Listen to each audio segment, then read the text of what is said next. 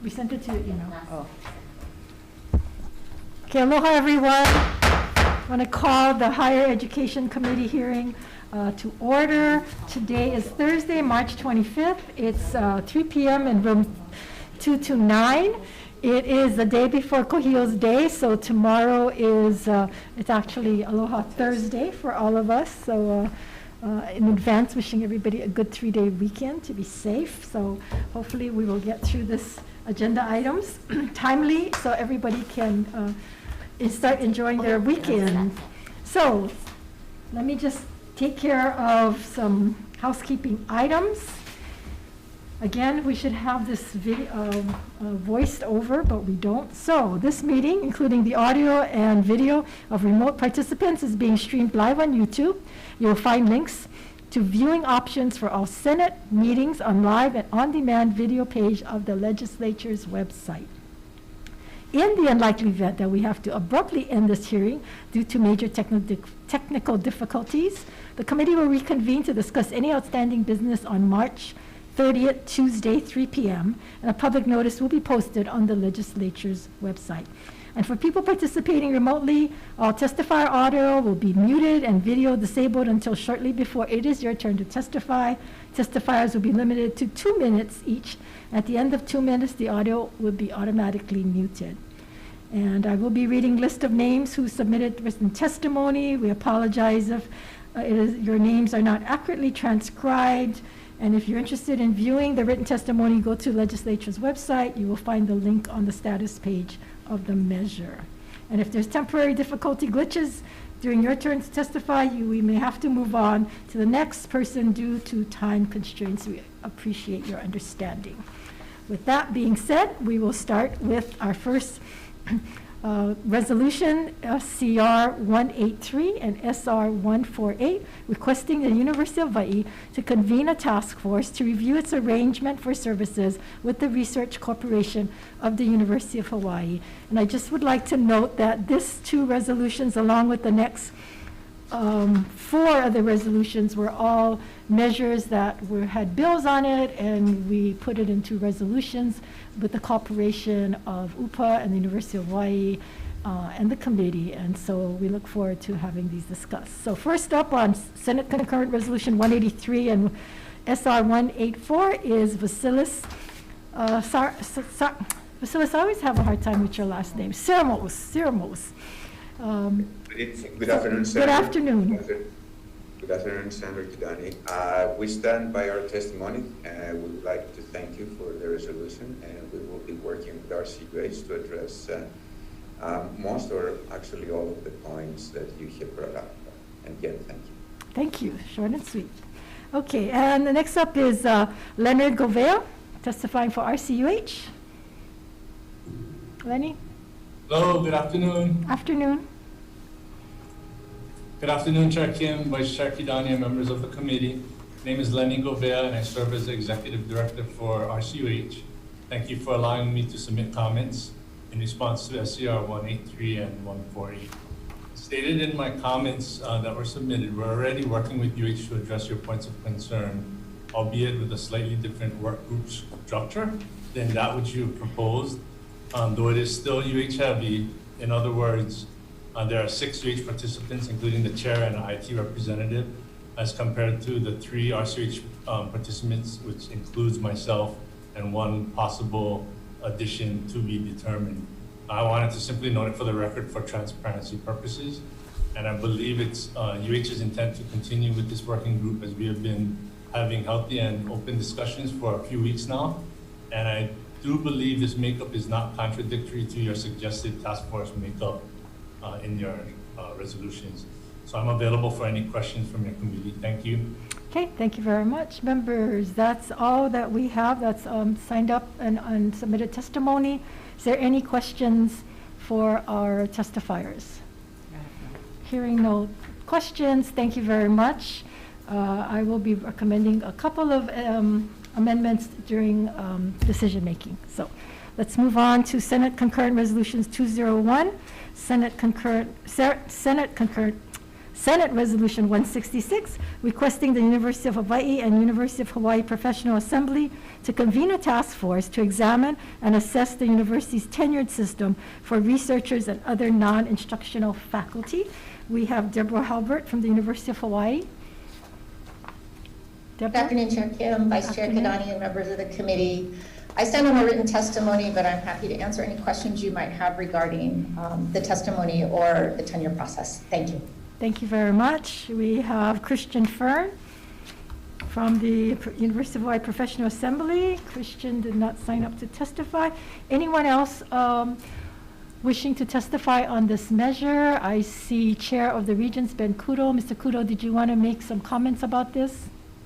Yes, thank you for this opportunity, Senator Kim and Senators Kidani and members of the committee. The Board of Regents formed a permitted interaction group a few months ago to study the subject of tenure. We felt that it was a factor which is very important, particularly because of the COVID budget issues that we were facing. And we wanted to revisit that particular issue of tenure. We've formed a interaction group which includes the UPA member as well as members, different members of the university community in terms of deans and vice presidents and others from different sectors. We just had one meeting to start, and we'll be coming up with our second meeting.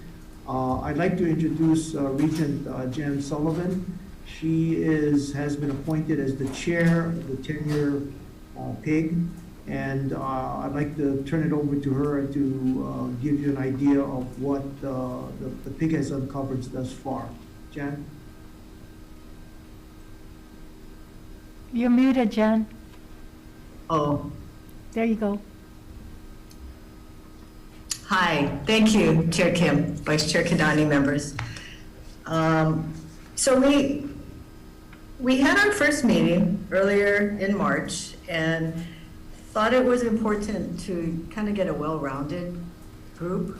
So I just want to give you an idea of who's represented on the group. We have the chair of the board, the chair of the Academic and Student Affairs Committee for the Board of Regents, the chair of the Personnel and Affairs Committee for the Board of Regents. We have UPA represented by Mr. Christian Fern.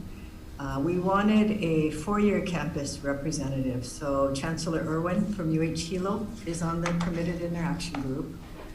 Erica LaCroix for the community colleges, Velma Kamioka for research, and Brennan Morioka, as I wanted to get a dean also on the PIG.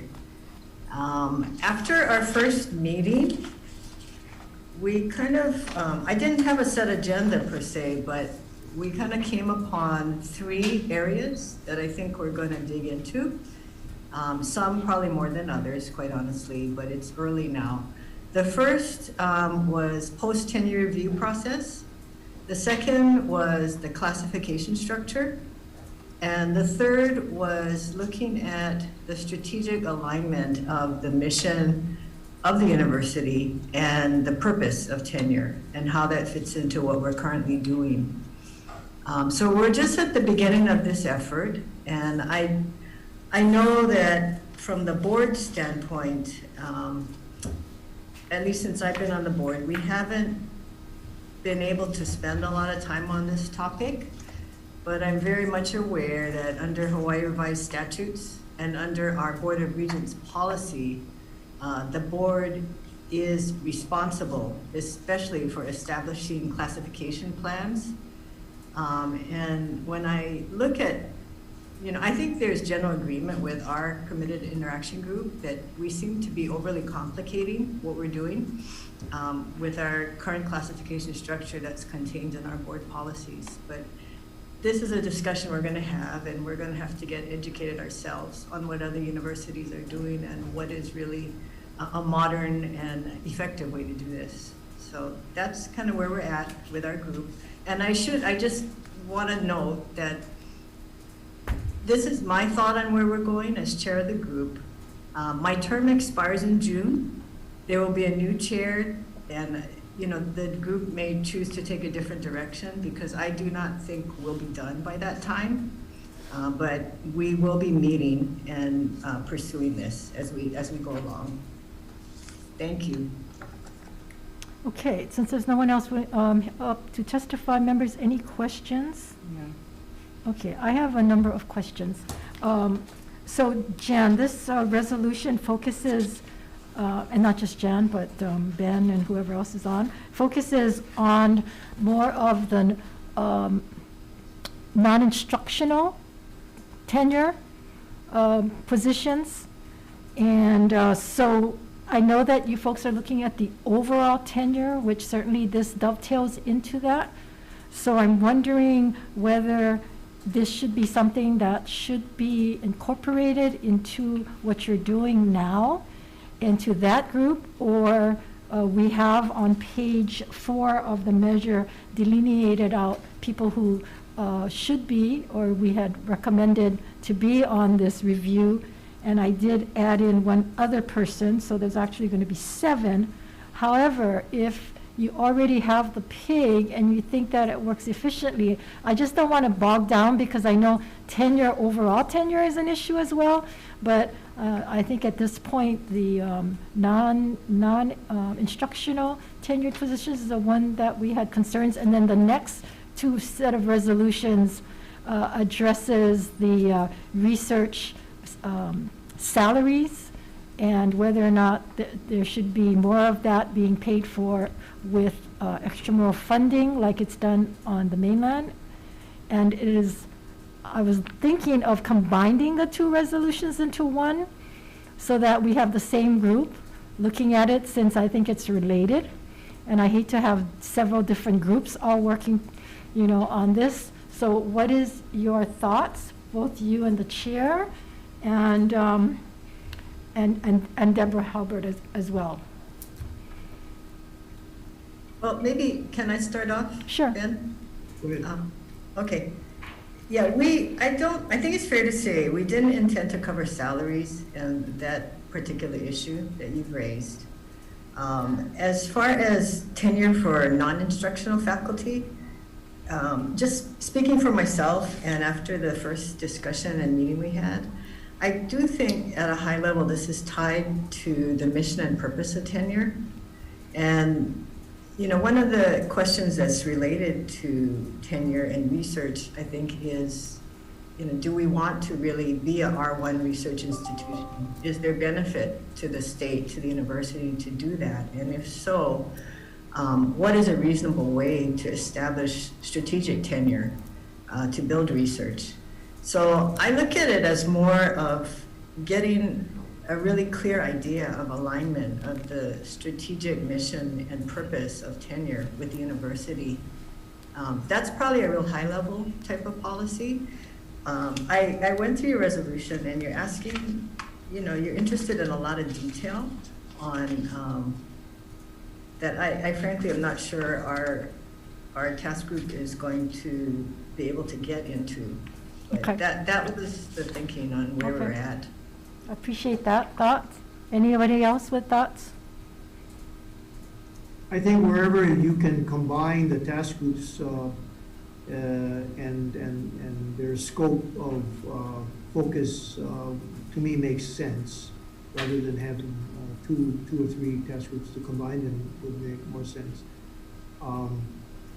I think our task group, at least the permitted interaction group, as Regent Sullivan has just stated, is really focused on the long-term vision of the university and its mission, and whether the tenure that we have at the university or should have in the future is really aligned to promote that future long-term vision. Okay. And that's the essential question that we're looking at.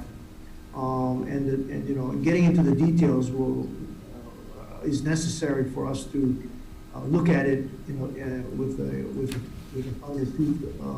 finer view, and to make recommendations to the administration with regard to any kind of changes or modifications that may be necessary at the conclusion of our permitted interaction group. thank you, Ben. Deborah, you have any comments? Just to supplement what's already been said, and as the resolutions reflect, the complexity between research or non-instructional faculty and instructional faculty, it's a blurry line, and instructional faculty, as you know, do research and vice versa. And so I think that the underlying motivation for a lot of what these resolutions can do is help us sort through both the classifications, as Regent Sullivan mentioned, but also the role tenure plays in protecting academic freedom for all faculty that are doing research and teaching. Okay, thank you for that. Any questions, members? Okay. Okay, why don't we move on? So the next set of resolutions is what we talked about just now, SCR 202 and SR 167, urging the University of Hawaii and University of Hawaii Professional Assembly to convene a working group to conduct an assessment of current University of Hawaii practices and policies regarding requirements and percentages of extramural funding utilized for compensation for faculty engaged in extramural activities with the consideration of the national best practices and approach to its peer institutions. We have Vasilis Saros again, Sirmos. Vasilis?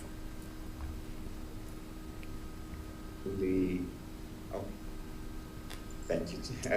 We are actually looking forward to work with UPA to address the concerns on this resolution. As it was actually articulated before, to address this resolution correctly, first, and as I have talked to UPA, we have to address the classification between I and R. So the way we're going to approach this is by looking at classification of I faculty and R faculty, and then address the rest of the points of this resolution. Okay, thank you. Christian Fern submitted comments, not here. Anyone else wishing to testify on this measure? Again, it's going to be the chair's recommendation. I'm going to combine the resolutions. Okay, hearing none, our last item on the agenda is SCR 115 with the proposed SD1 requesting the University of Hawaii to examine the reasonableness and feasibility of the existing policies, standards, rules, guidelines, and procedures governing the university housing program. We have Jan Govea. Good afternoon, Chair, Vice Chair, members of the committee.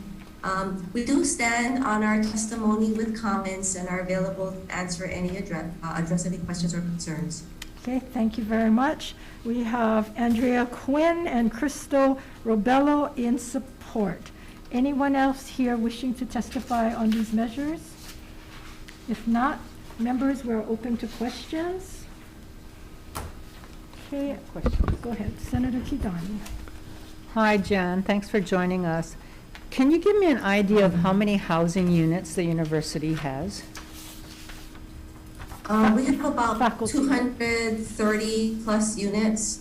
Faculty units. Yes, faculty units. I think 237 to be exact.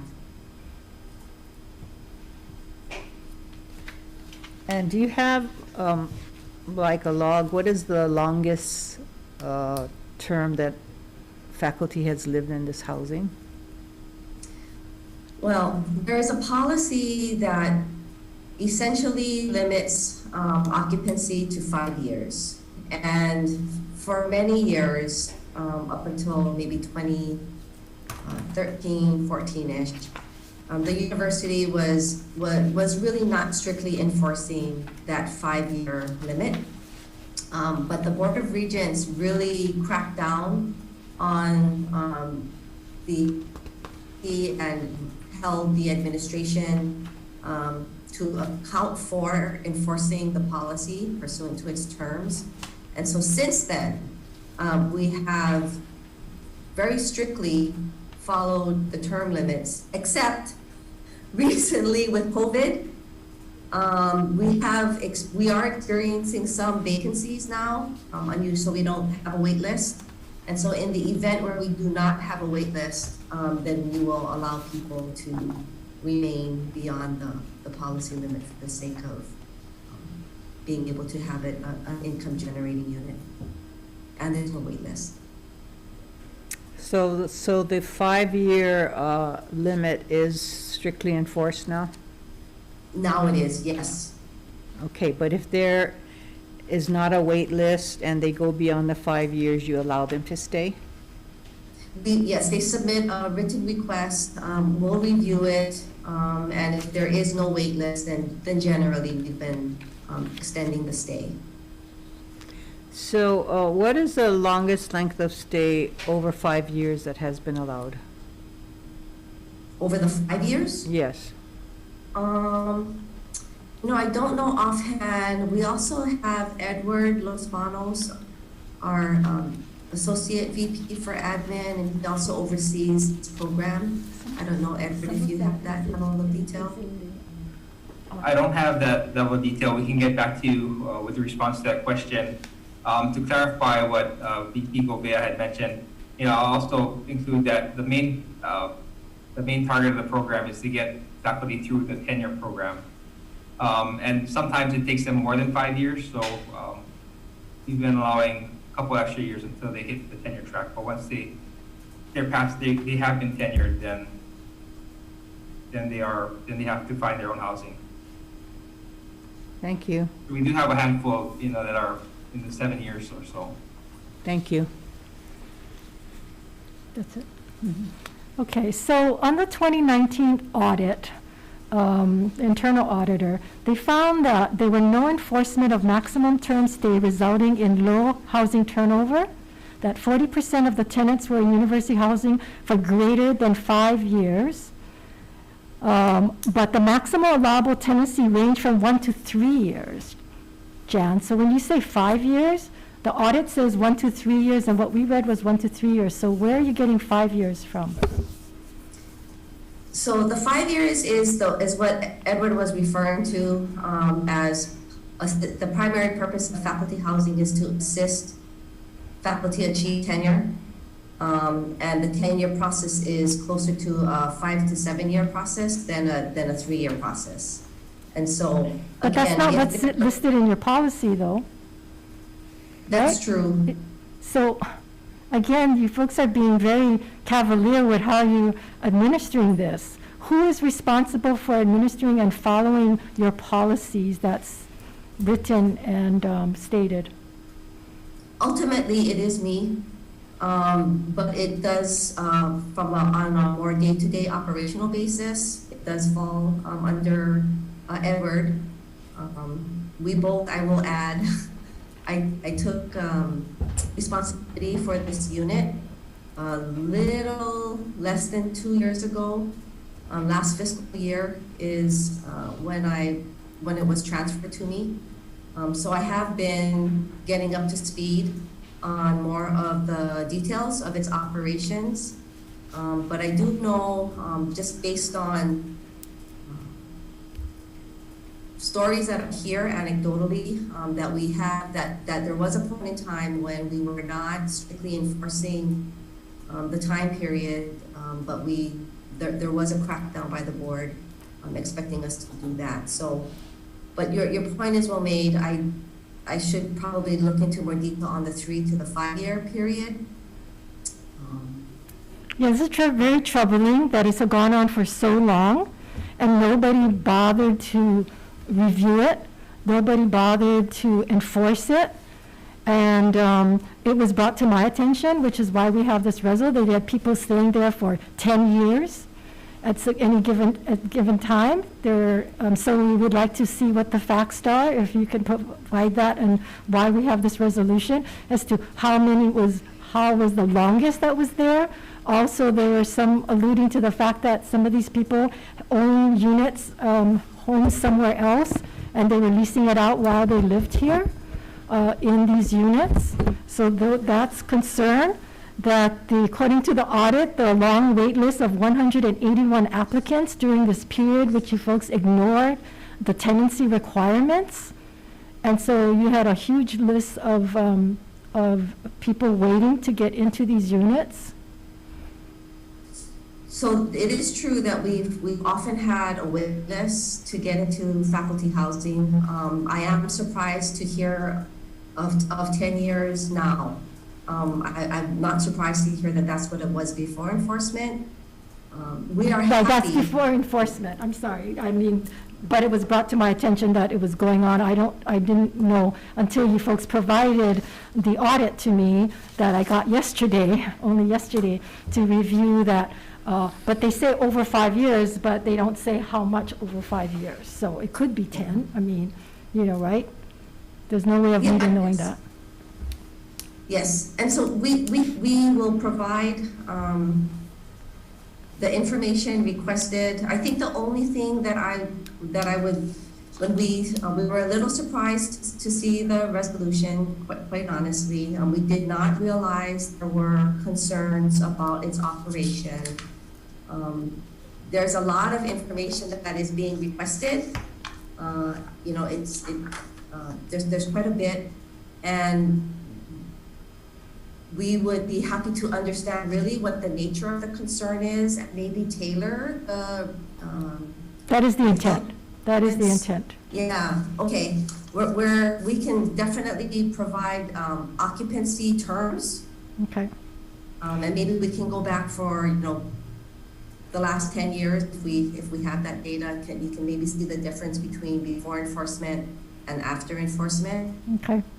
So according to the audit, since 2014 to 2019, 133 tenants were provided notice to vacate and given 1 year. And the fact that there's 230 faculty housing, we're talking about more than half obviously had violated the tenancy requirements. Why were they given one whole full year? Yeah, so I'm gonna have to speak for my predecessor, but probably it's probably the kind thing to do when you're dealing with housing and you look at the beginning of a fall semester. We typically put everybody, there was an enforcement phasing where we identified those who were living there the longest and focused on them moving out in phases first. And so over the years, I think it was like a 4-year phase out period, so that it wouldn't be so abrupt, because as you say, I think there were many people who were living in it for a very long time, almost to the point where, they weren't looking for other places to reside. But they knew the But- policy, they knew that they were only supposed to stay, some according to your policy is a 1-year tenancy, and it goes up to 3 years. So Yeah. to have these people go on 4, 5, 6 years, and in the audit, it shows how many people had extended for an amount of time. 125, Yes. 125 lease units, the maximum term was 24. Yes. 2.2 years, 54 was at 4.0 years, 3 were, so there's quite a number of them. And I know in the landlord tenant code, they're usually given 60 days notice, and maybe that's too short. But to say that a year, while you have a huge wait list of people, I just thought that's something that should be looked at, and that's something that should be covered in the resolution as well going forward. Also, how many currently right now have exceeded the tenancy and haven't moved out yet? Now there should be nobody. Nobody. In terms of who was identified on the list back 4 or 5 years ago. So right now, there's nobody, and nobody's been given notice that they're not exceeding their tenancy. Right. And Edward, you gotta correct me if I'm wrong here, because I do remember there was one person who did request an extension and gave some pretty compelling reasons, but we stayed the course and we said, no, we're going to enforce this the way we said we would start to enforce it, and she was in that last group. Okay. So On page 12 of the audit, and page says the president can extend, and on page 14, it shows that the president extended 151 leases since 2016. While there was a wait list of 181 people, he extended 151, which is again more than half of the units available. We can pull those numbers. My gut tells me those are the ones that are in years 4 and 5 of their tenure. Couple things. One is, when we did quickly look at what other schools do, and many actually do 5 years and not 3, because tenure is. Okay, but Jan, I'm just going over what's your policy, and this is a problem we have across the board with the university. They don't follow Regent policy. You have policies in place, and you folks make these, decisions to waiver from the policy. If the policy is not a good one, then you need to change it. You need to make those changes and not make these decisions as you go. So, to justify to us, it should be 5 years or 3 years, again, your policy is 1 to 3 years. Yes. So if that's your policy, that's what you should be enforcing. Yes. So. Can I also point out one thing? There was a follow-up to the audit, and there was, they did relook at everything, and did believe that from a management standpoint, we have corrected all of the issues. That doesn't mean we're perfect, and your point is very well made, that if we have a policy, we should stick to it. Okay. But the extent there was a follow-up audit, Okay. I would just call that to your attention. Let me just state, and I'm going to be very blunt about this, when we question the high amount of raises that the EMs got, one of the justifications the president made is that you folks were doing excellent job across the board, and when I look at stuff like this that come to our attention, I'm wondering, how is it justified that these kinds of things and issues are taking place for people who are getting high salaries and yet we're not complying? You guys are not in compliance, or have not been in compliance up until now. So I'm just stating that. You don't have to respond to that. Understood. Let me move on to, the audit says that all UH housing properties, rents charged were below the market value, and that below market value rents trigger or may trigger IRS Code IRC Section 119D, issues requiring report the differences of market value and charged rents as gross income to the employee and deducting the FICA taxes, FICA taxes. And so what I guess it says, and I wasn't aware of this until I saw your audit, that in fact if you rent to an employee below market value, the difference is a value for the employee, which then becomes gross income tax that they have to report. So that was not being given out, is that correct, according to the audit? UH was not complying with this, or did not bother to look at or compute the difference and give out these tax documents, or did you give out the tax documents? I'm not talking about now, I'm talking about this period that this audit covered. Chair Kim, I can respond to that. We have been providing that information. I think that the audit report is kind of tricky. It kind of makes reference to the 2010 and 2013 outstanding items. A lot of the issues were resolved by the 2019 audit. Currently, there's only one property where it is below market, where there's a taxable income passed through to the tenant. It's about like $1,600 per tenant, and that's at Hawai'i. But the other 2 properties, it's not below market. It's not triggering a tax benefit. So what property is that is below market value? Hawai'i. That's the one across the street from student housing. And so is there an effort to bring that into line with the market housing rents? Yes, there is. And as of, $1,600 is about just over $100 under market that we're not charging per month. and that is going to be implemented when? Probably in the next cycle. So what happens? Most of our leases renew every summer. So what happens to those individuals in the past who did not receive this gross income tax and did not pay taxes on that value? I'd have to get back to you on that. That's not something you guys anticipate that you have to figure out? yes, it's something that's an issue that we have to resolve, and I'll get back to you on that issue. Okay, did you even consider this before me asking this question? I believe it probably has been resolved. I know every 3 years we do a market appraisal on the properties in order to make this calculation. In between years, we kind of use a 2% inflation rate.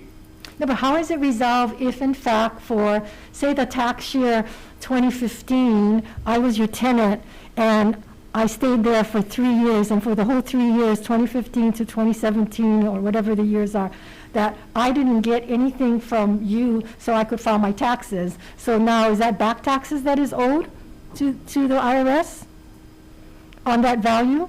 I'm not a tax attorney, so I'm not sure. That's why I'm asking you this question. I'm not a tax attorney either, so that's why I'd have to research that and get back to you, or talk with the UH tax office as well as the program manager. Okay, but I would think that since this audit was done in 2019, that this is one of the issues, because you did give me some of the corrections. I did not see any of that in the corrections. But, I'm not a tax attorney either, but this rises up to the top. What happens to all those people who didn't file their taxes? Are they going to owe taxes? So that's something that I think you guys have to anticipate, or should have anticipated, as you're moving forward. Okay, the audit also says that you lack of policies and procedures documenting the roles and responsibilities for the tenant and UH Housing in managing subleasing process. One tenant has been approved to sublease their unit. How are they allowed to sublease these units? I believe that was another issue resolved by 2019. We probably caught a couple folks subleasing their units, and both have been evicted since upon identification. Okay, There's a again, violation. There are policies in place. again, who is watching the store all these years, all this time? And has there been any consequences? I mean, you have a wait list of people wanting to, on your wait list from the university, qualified to be in these units, and yet you had people there subleasing to probably not people on the list, correct? As they're identified, like I said, we do research it. Staff does take a look at things like Craigslist, Airbnb, and other rental sites weekly to take a look for our properties as well. Haven't seen one in a while, but like I said, it has resulted in a couple evictions in recent years.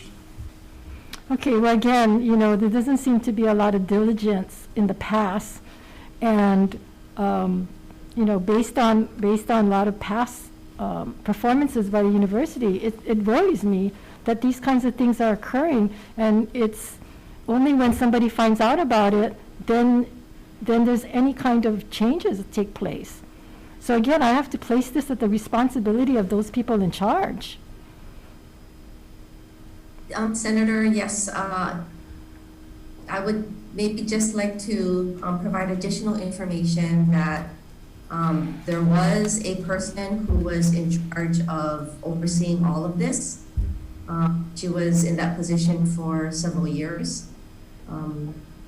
Shortly after the areas got transferred to me, she was offered an opportunity to go work someplace else. And so we're very fortunate that Edward joined our team, and from last year,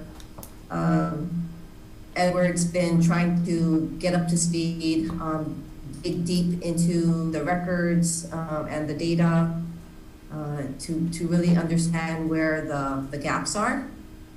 So I can just share with you that after it got transferred to us, I think we have a lot more information and we're able to. So the person that was in charge that is no longer in charge was transferred somewhere else within the University of Hawaii? No. No. She's no longer Okay. in the. Because I know in many cases they just transfer them to another part of the university. No. Okay, is there anyone there's a prohibition of owning property, correct, in order to qualify? So you cannot have any kind of property owned in the state of Hawaii, is that correct? In order to qualify to live in this faculty housing? That's my understanding, yes. Has there been like any case? I mean, how do you folks monitor that?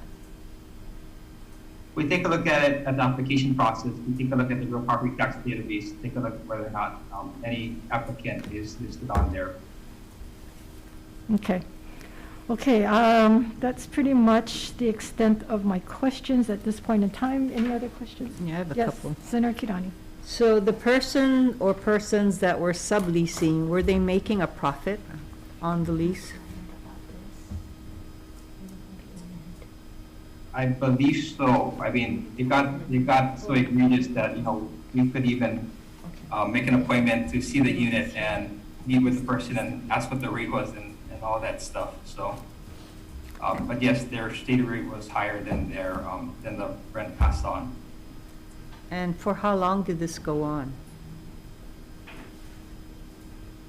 Like I said, we research it as it comes to our attention. Sometimes, you know, a tenant, another tenant, neighbor or something that will come into our attention, will bring it to our attention, then we research it.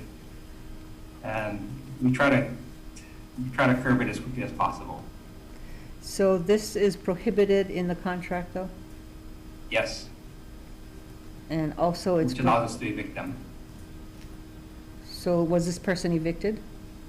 Yes. And so the contract also says they cannot own property only within the state, or they cannot own residential property anyplace? I believe it's the island of their work site.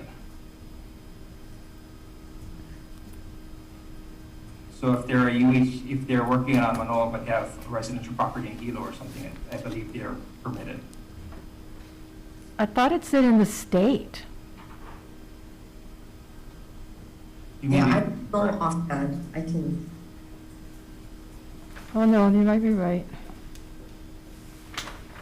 Any eligible person who is appointed to an Oahu campus whose workplace is on Oahu does not own real property on Oahu is eligible to be a tenant.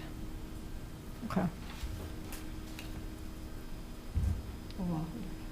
Or if they're on whatever island they're on, I guess. Yeah, you know, because we're doing the teacher housing Right. and we're looking for, I think ours says they cannot own real property, period. Right. Because if they have property, they're probably renting it and, you know, Right, able getting to money pay, from it. yeah, Right. so. So that's one of the things we're asking that in the reso that they look at. But this is good for you as you do Yeah, that's housing why for I'm, teachers. yeah. Yeah, on the Make sure we problems have all that this stuff. exist Yeah, as you so go I'm forward. gonna have to look at that really carefully, thank Good. you. Mhm. Any other questions for them? No. Okay, if not, thank you very much. I have one question for Larry Govea, if he's still here, before I go into decision-making. Larry, are you still on?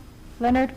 Yes, still here. So Leonard, you know when the grants come in, UH takes a portion, right, of the grants from the researchers? Like 40% for federal grants and 20% state grants, something like that? The indirect cost rate? I'm sorry? The indirect cost rate, yes. they do. Indirect cost rate, okay. Depending on the contract, correct. Is that what it's called, indirect cost rate? Indirect cost rate, yes. Okay, and then RCH have something too on the top? Is that called indirect cost rate as well?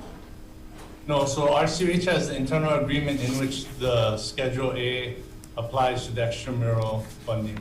Internal So agreement. that's the formula that we have. That's one of the items that we're discussing in Okay. this committee meeting. Okay, thank you for that. Okay, members, I have my recommendations. We don't need to go in a breakout room, right? No, I'll follow you. Okay, and do I have a quorum for vote? Do I have, Senator Favela, are you on still?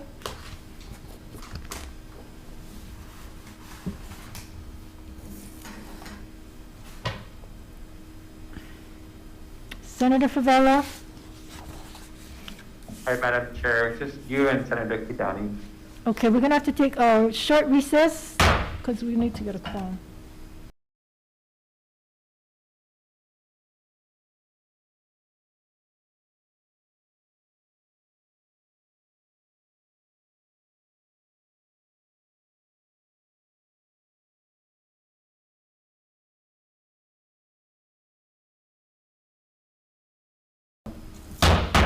Thank you. We're back for decision-making on the 3 o'clock agenda items.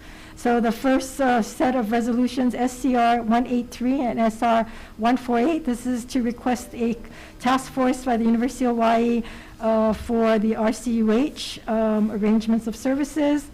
The recommendation is to pass with amendments, add a whereas clause about the University of Hawaii receiving what we call as indirect cost rates from these intramural grants, that we would include in the report a breakdown of this formula, and if it's different on the state and the federal level, which I'm sure it is, and the amount of fees that UH gets from this, and the amount your RCUH may get it in the form of the internal agreement formula, and how these fees are being spent.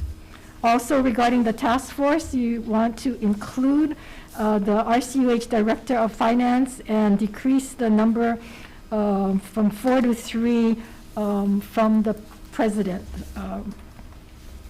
that is appointed by the President. Any questions, members? Hearing none, chair votes aye.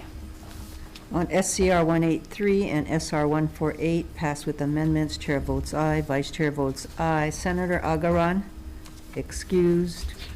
Senator Wakai? Yes. Senator Favela, excused. Measures adopted, Madam Chair. Thank you. Senate Concurrent Resolution 201, Senate Resolution 166. This is requesting University of Hawaii Assembly, Hawaii Professional Assembly to convene a task force to examine the tenure system on non-instructional faculty. The recommendation is that we also combine the resolutions, Senate Concurrent Resolution 202 and Senate Resolution 167. This is convening a working group to conduct assessment of the requirement and percentages of extramural funding for compensation on faculty engaged in extramural activities. I think they're related, and instead of having several different groups, that we should try to keep it to one.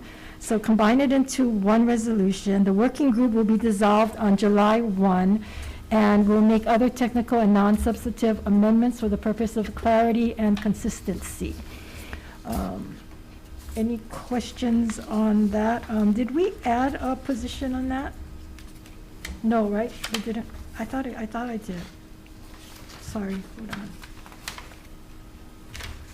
Yeah, I did. On 201, we're going to add in the Associate Director of Governance of UPA to be on the panel. And so that would add one more person, so we'll have 7.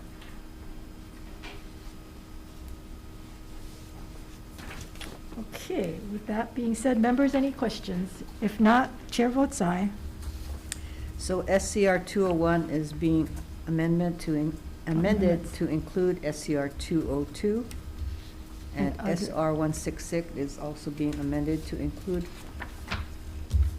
167. SR 167. Correct. So to pass with amendments, chair votes aye, vice chair votes aye. Senator Wakai? Yes. 3 members present, measures adopted. Thank you. And for SCR 202 and SCR 167, we will defer indefinitely. For SCR 115 members, we have the proposed SD1. Recommendation is to adopt the SD1 language with these amendments. We're going to, on page 4, lines 4 and 5, change from on the island to which faculty is located to in the state, and to be in line page 3, lines 26 to 28.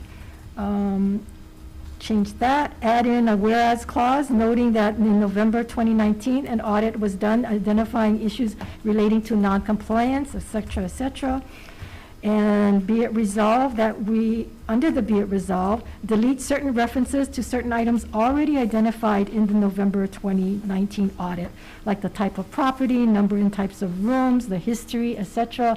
In the interest of being efficient, this information is already noted in the audit. I don't think committee has to go over it. Add in under the be it resolved, page 3, line 8, under H, insert compare current rents efforts to bring rents more in line with market value, number of tenants given tax documents and approximately amount of this value. On page 3, line 10, replace specific date with May 1, 2021. Line 25 on the same page, owning and leasing other property. On page 4, line 12, insert under C, how are these policies and criteria being monitored, followed, who is responsible for compliance?